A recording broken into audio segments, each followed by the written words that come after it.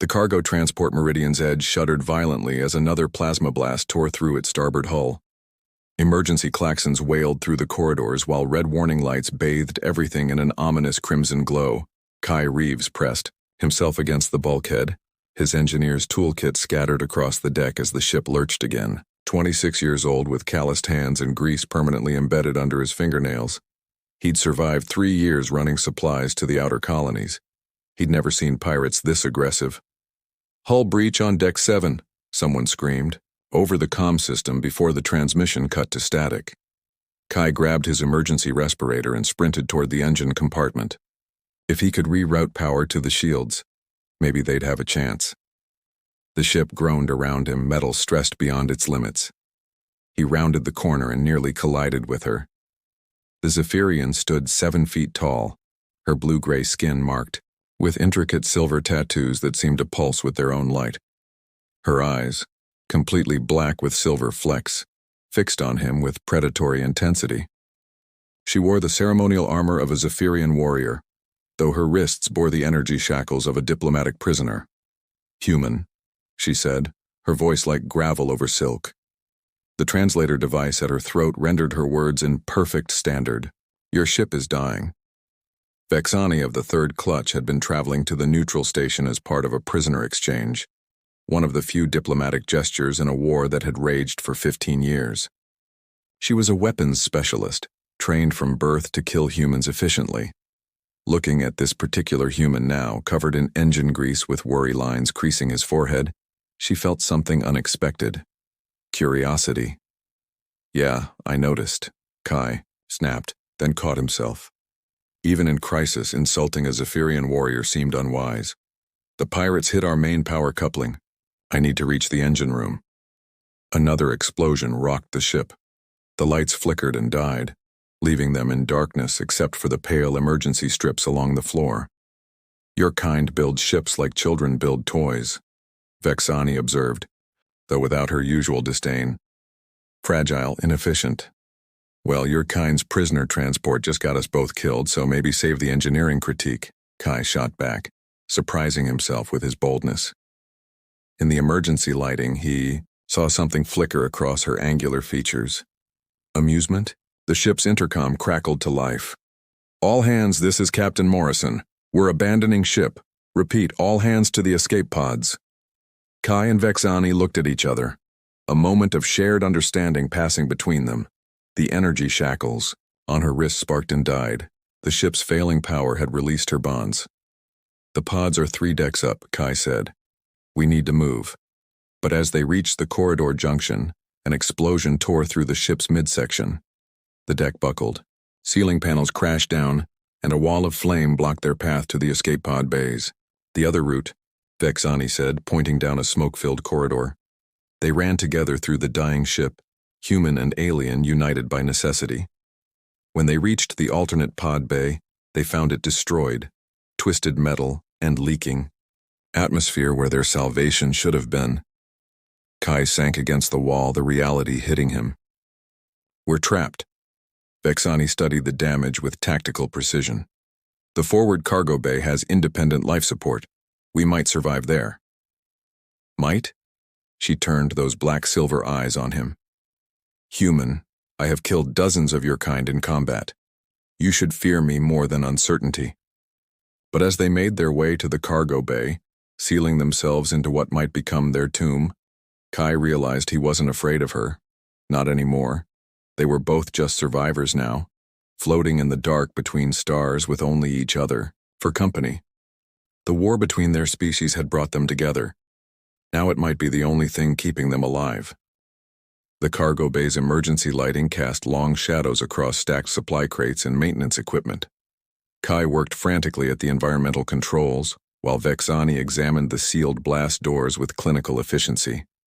"Oxygen reserves will last 48 hours, Kai announced, wiping sweat from his forehead. "Maybe 60 if we're careful." "The distress beacon?" Vexani asked, fried along with everything else. He kicked a twisted piece of metal in frustration. "We're invisible out here." Vexani moved with fluid grace despite her imposing size, her silver tattoos seeming to shift in the dim light. Then we repair what we can.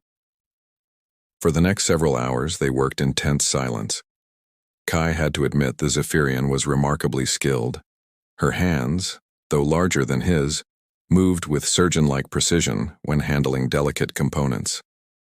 She seemed to understand the ship's systems intuitively. "How do you know human engineering?" he asked, watching her reroute a power coupling. "Know your enemy," she replied simply. "I studied your species for 10 years before the war began." "And what did you learn?" She paused, those strange eyes studying him. "That humans are unexpected.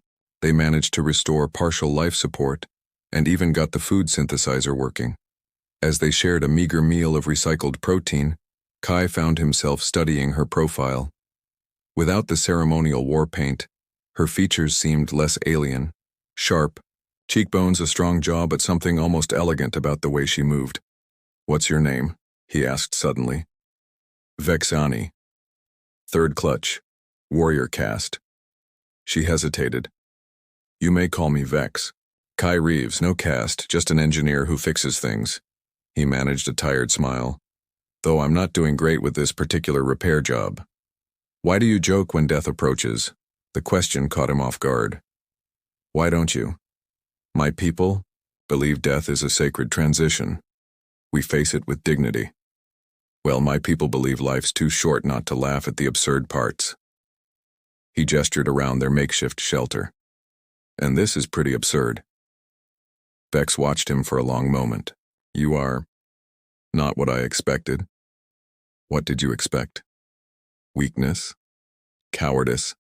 Your species' reputation suggests you flee rather than fight when pressed."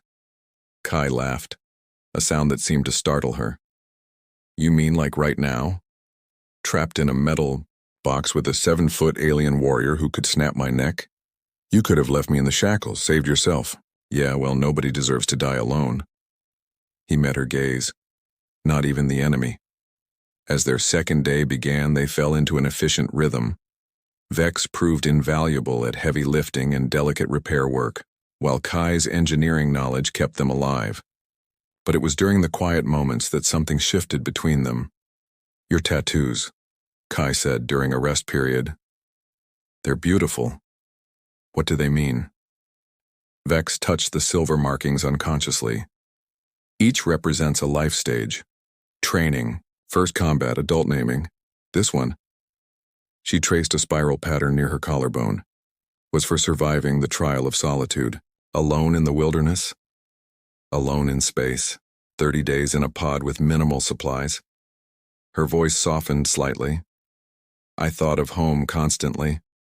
The songs of my clutch sisters, the taste of dawn fruit, the feeling of real gravity." There was something almost vulnerable in her admission. Kai found himself leaning closer. "What about this one?"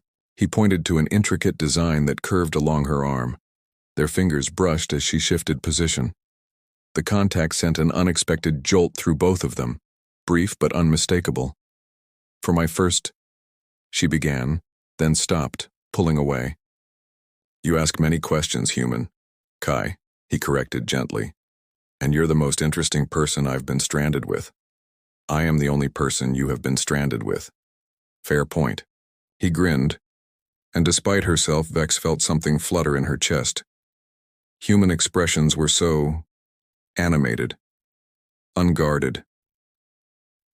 As the hours passed, she found herself studying him when he worked. The way he hummed under his breath, the unconscious gestures he made while problem-solving, the kindness he showed even in their desperate situation. Her training had prepared her for human cunning, human violence, human deception. No one had warned her about human warmth. When the artificial gravity flickered and failed temporarily, they found themselves floating in the enclosed space. Kai laughed with delight at the sensation, but Vex moved with predatory grace, completely at home in 0G.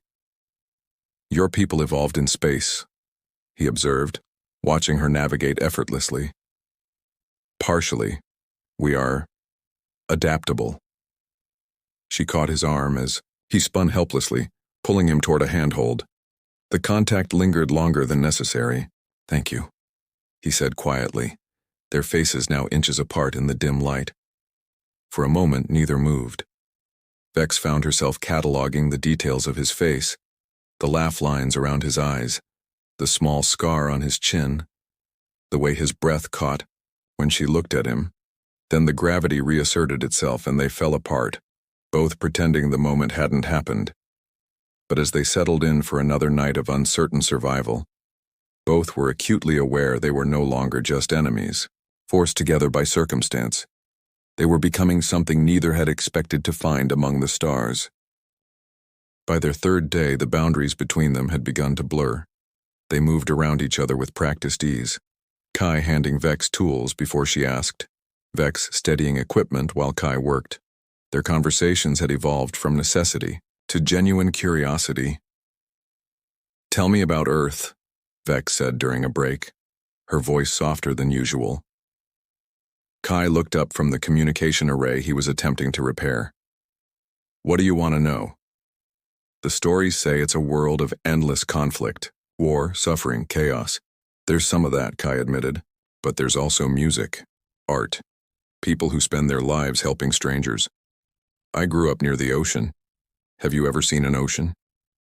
Vex shook her head, and Kai found himself describing the rhythm of waves, the smell of salt air, the way sunlight danced on water.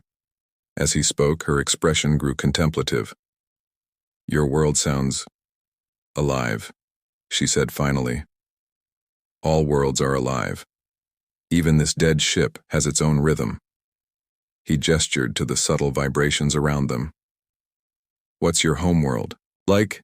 "Zephyr Prime is ordered, efficient. Each person knows their place, their purpose." She paused. "Beautiful, but cold." "Cold? Not temperature. In spirit. We do not..." She struggled with the words. "We do not touch as humans do. Casual contact is inappropriate." Kai thought about all the times they'd accidentally brushed. Hands steadied each other, worked in close proximity. "I'm sorry. I didn't know. Do not apologize." Her voice was quiet. "I find I do not mind it. With you." The admission hung in the air between them, heavy with implications neither was ready to examine. As night fell, an arbitrary designation in the eternal darkness of space, they prepared their sleeping area. They'd been sharing the same small section of deck, emergency blankets providing minimal comfort and warmth. "Kai," Vex said suddenly, her voice carrying an odd tension. "Your species. When you face death, do you have regrets?" He considered the question seriously. "Everyone has regrets. Things unsaid, chances not taken." He looked at her. "Do Zephyrians? We are taught regret is weakness. But I find myself thinking..." She trailed off, then seemed to gather courage. "Let's not waste this time, human." The way she said it, low and almost sultry, made something electric pass between them. Kai felt his breath catch. "What do you mean?" Instead of answering with words, Vex reached out and touched his face, her palm cool against his cheek. Her fingers traced the line of his jaw with surprising gentleness. "I have spent my life preparing for war," she whispered. "But you make me want to understand peace." Kai covered her hand with his own. "Vex, show me," she said. "Show me what it means to be human." He leaned into her touch, then slowly brought his other hand up to mirror her gesture, cupping her angular face. Her skin was softer than he'd expected, and those impossible eyes seemed to glow in the emergency lighting. "Are you sure?" Her answer was to close the distance between them. Their first kiss was tentative, exploratory, a bridge between two different worlds. Vex's lips were fuller than a human's, slightly cooler, but they warmed under his touch. When they broke apart, both were breathing harder. "Your people would call this forbidden," she murmured against his forehead. "My people would call this impossible," he replied. "Good thing we're both rebels," she laughed, a sound he'd never heard from her before, musical and free. The artificial gravity chose that moment to flicker again, and they found themselves floating, weightless and entwined. In zero gravity, their embrace became a dance. Vex moved with liquid grace, showing him how to navigate the three-dimensional space, their bodies intertwining as they drifted slowly through the cargo bay. Every touch was amplified, every kiss more intense without the anchor of weight. I never imagined, Vex breathed as they spun slowly together. That weightlessness could feel so grounding. Kai laughed at the paradox, pulling her closer. Everything about this is impossible.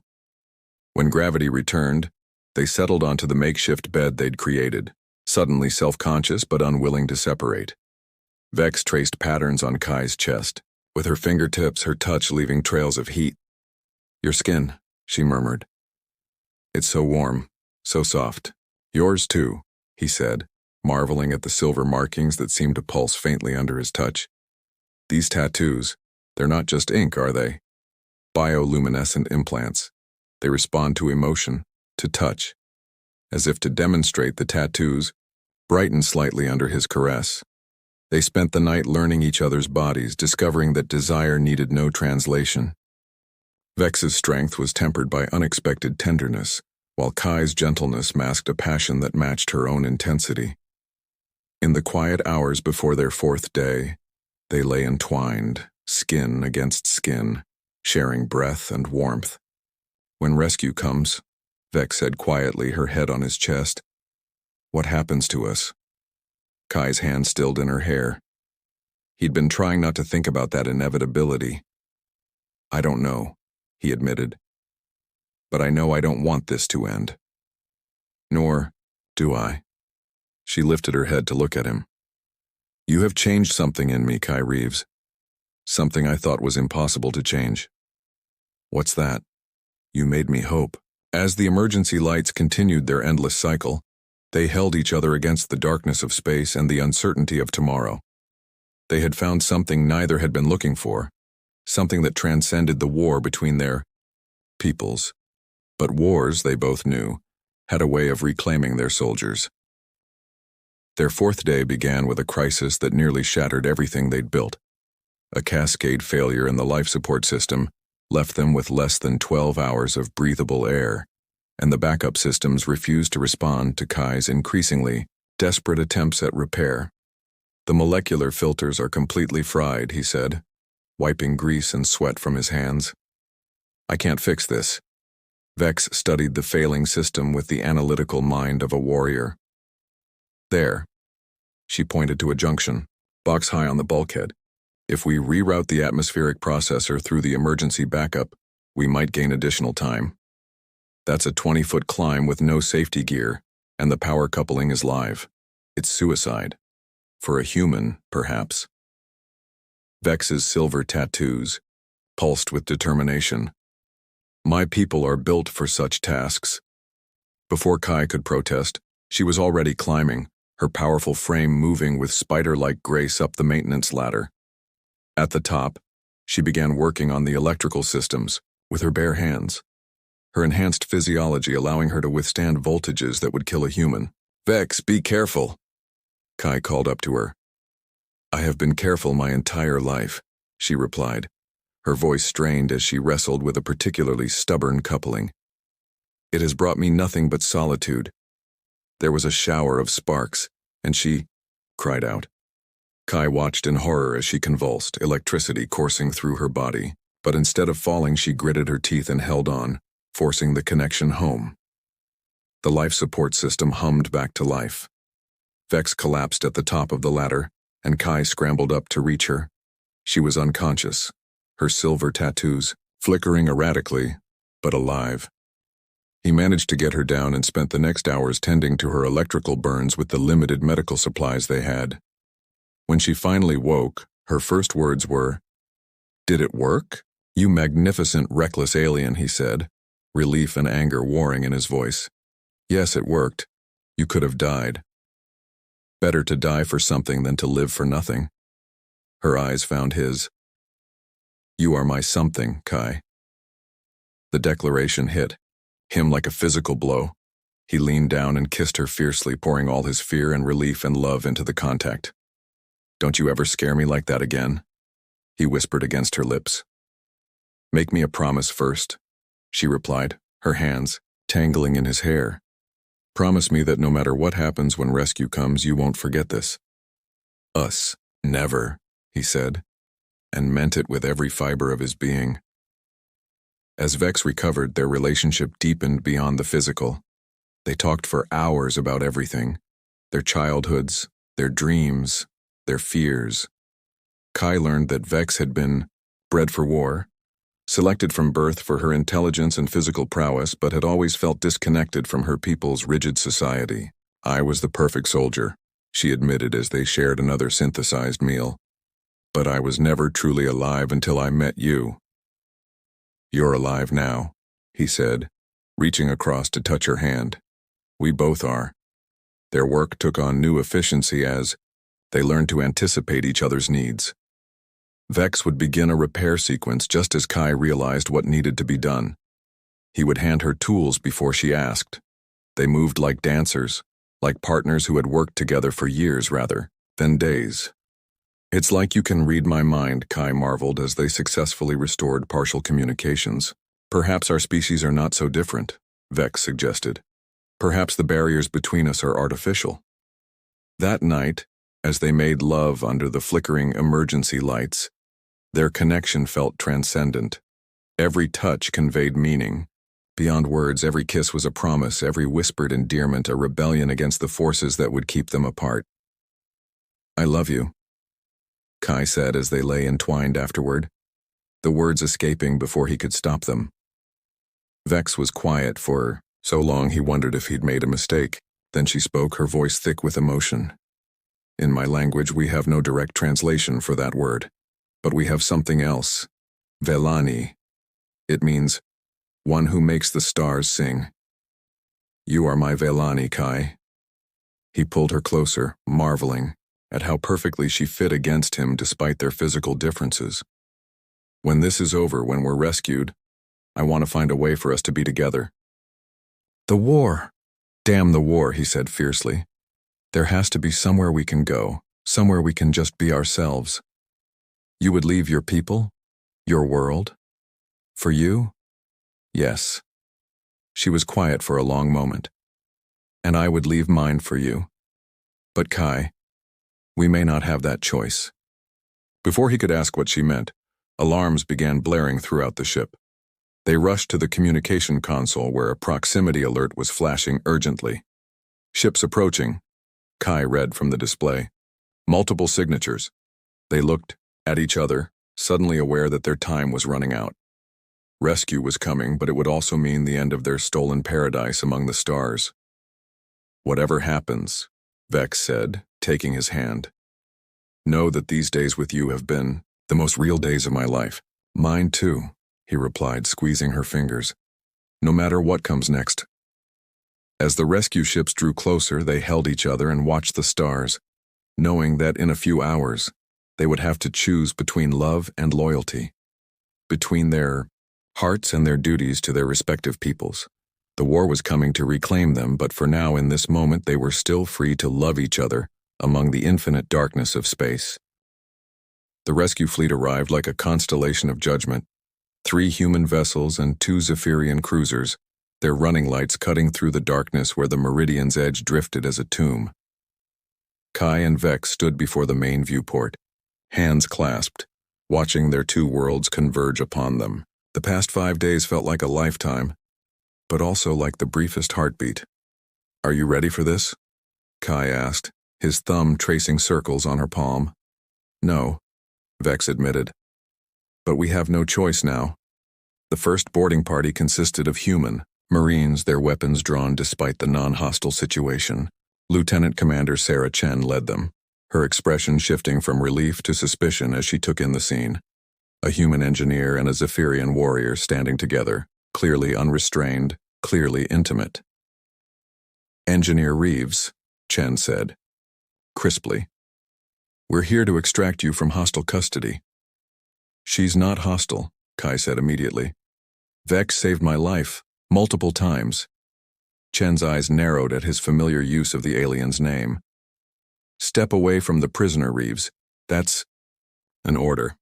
She's not a prisoner anymore, Kai replied, not moving. The ship's systems released her restraints during the crisis. And you didn't attempt to resecure her? Kai felt Vex's hand tighten in his. No, I didn't. Before Chen could respond, the Zephyrian boarding party arrived. Tall figures in ceremonial armor, their movements fluid and predatory. Their leader, a scarred veteran with gold markings, spoke in the clicking, musical language of their people. Vex responded, her own voice, formal and respectful, but Kai caught the tension in her posture. What did he say? Kai asked quietly. Commander Zektar demands to know why I stand so close to a human he suspects. She paused. Contamination.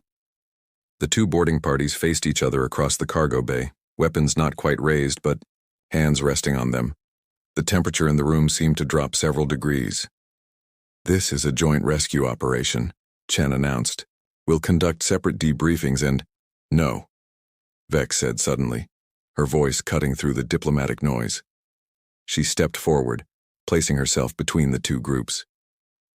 Before you separate us, before you reduce this to mission reports and political consequences, you need to understand what happened here. She looked directly at Commander Zektar, speaking in rapid Zephyrian. Kai watched her commander's expression shift from suspicion to shock to something approaching rage. Vex, Kai started, but she held up a hand. He asks if it's true, she translated, if I have bonded with a human. The silence stretched like a held breath. Finally, Vex raised her chin with the pride of a warrior facing execution. Yes, she said in standard, loud enough for both groups to hear. I have. The reaction was immediate. The human Marines raised their weapons, Chen's hand flew to her sidearm, and the Zephyrian commander's roar of outrage echoed through the cargo bay. Stand down, Kai shouted, moving to shield Vex. She's done nothing wrong. Fraternizing with the enemy is treason, Chen snapped. Both of you on the ground now. Commander Zektar, Vex said, ignoring the weapons trained on her. I invoke the right of personal declaration. The Zephyrian commander stopped mid-rage, his scarred features twisting with disbelief. He spoke rapidly, his tone incredulous. What's the right of personal declaration? Kai asked. An ancient law, Vex explained, her voice steady despite the chaos around them. When a warrior finds something worth more than duty, worth more than clan, they may choose to abandon their old life entirely. They become clanless, exiled, but free. Vex, no. Kai breathed, understanding the magnitude of what she was suggesting. The human contaminated you, Zektar snarled in broken standard. Made you weak. No, Vex replied, her silver tattoos blazing with emotion. He made me strong enough to choose my own path. She turned to Kai, her black eyes reflecting the emergency, lighting like stars. I choose you, Kai Reeves. I choose love over war, hope over duty, if you'll have me. The cargo bay erupted in shouting, human voices demanding surrender, Zephyrian clicking expressing outrage and dishonor. But Kai heard none of it. He saw only Vex offering to sacrifice everything for him. You can't, he said desperately. Your people, your family. My people made me a weapon. She interrupted. You made me a person. The choice is easy. Commander Chen stepped forward, her weapon trained on Vex. Nobody's choosing anything. You're both under arrest for violations of the species segregation accords. Actually, a new voice interrupted. They're not. Everyone turned to see Captain Marcus Webb of the human vessel Concordia, flanked by Ambassador Trelawney, an elderly Zephyrian diplomat whose blue skin was marked with the intricate gold tattoos of the peace caste. Captain Webb, Chen protested.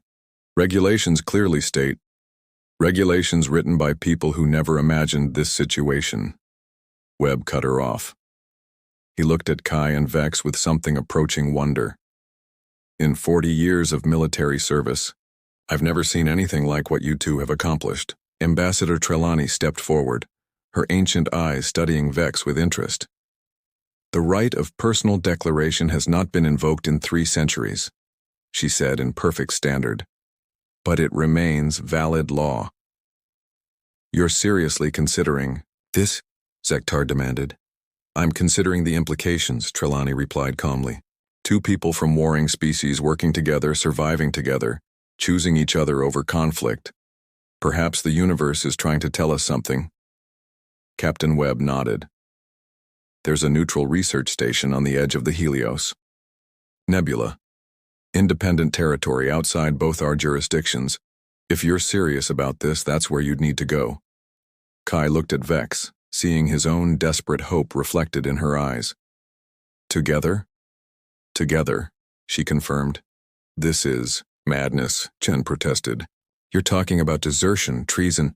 We're talking about evolution, Ambassador Trelawney interrupted. Perhaps it's time our species learned to see each other as individuals rather than enemies. The standoff stretched for long moments, weapons still drawn. Two crews waiting for orders that would determine the fate of an impossible love story. Finally, Captain Webb lowered his weapon. Stand down, Marines. We're escorting Mr. Reeves and Vec to neutral territory. Sir, the regulations will be my responsibility to explain, Webb said firmly. Sometimes the right thing and the legal thing aren't the same.